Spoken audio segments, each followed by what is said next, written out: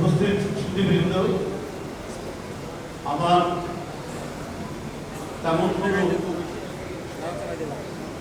এই মুহূর্তে বক্তব্য নেই। আমি প্রথমে যে কথার সূত্র ধরে বাস্তব কথাগুলি বললাম, সে কথাটা হচ্ছে যে আমাদের প্রত্যাশা এবং প্রাপ্তি। আমরা যদি গতানুগতিক ভাবেই যদি যেতে থাকি,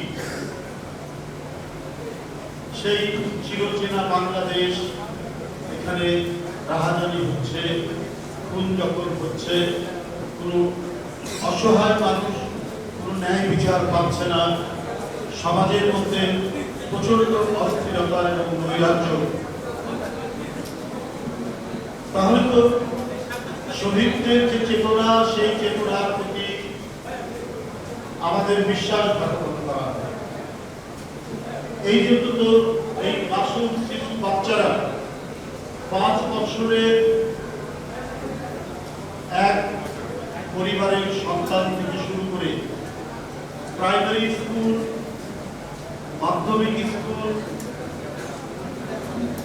এবং কলেজ, বিশ্ববিদ্যালয়ের ছেলেরা অকাতরে জীবন দিল। কি অদ্ভুত দৃশ্য!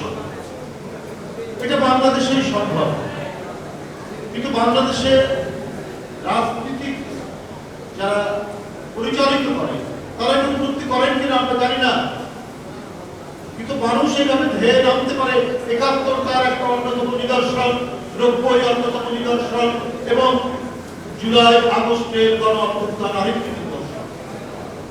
যাদের পরিবারের বাপ মায়ের কোলের মধ্যে তাদের বেড়ে ওঠার কথা, যারা পরিবারের ছায়ার নিচে স্কুলে যাবে, কলেজে যাবে, তাদের থাকবে হাতে বই আর টিফিনের ব্যাগ, সেটা হাতে নিয়েই তারা রাজপথে নেমেছে।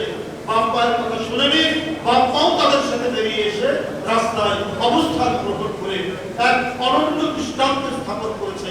এই দৃষ্টান্ত শুধু বাংলাদেশে ঘটেছে, কিন্তু দুনিয়াতে এই দৃষ্টান্ত আছে বলে আমার জানা না। শেখ হাসিনার বিরুদ্ধে বছরের পর বছর সংগ্রাম করেছি, আন্দোলন করেছি, সে তার মিডিয়া দিয়ে, সে তার গণমাধ্যম দিয়ে, সাংবাদিক দিয়ে, তার পোষা বুদ্ধিজীবীদেরকে দিয়ে গণতান্ত্রিক আন্দোলনের বিরুদ্ধে নানা বয়ান তৈরি করে আমাদেরকে জঙ্গি, আমাদেরকে আপনার নাশকতার সাথে যুক্ত করে আমাদেরকে অগ্নি সন্ত্রাসী বানিয়ে সকাল থেকে সন্ধ্যা পর্যন্ত এই মিডিয়াগুলো আমাদের বিরুদ্ধে অপপ্রচার। কিন্তু সমাজের আরো অনেক মানুষ কেউ সাহস করে বলেনি যে না, এরা গণতন্ত্রের জন্য লড়াই করছে।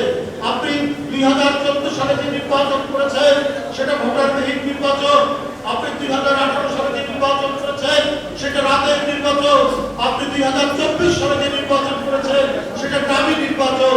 এটা বলার মতো বুদ্ধিজীবী খুব কম ছিল, সুশীল সমাজ অত্যন্ত কম ছিল।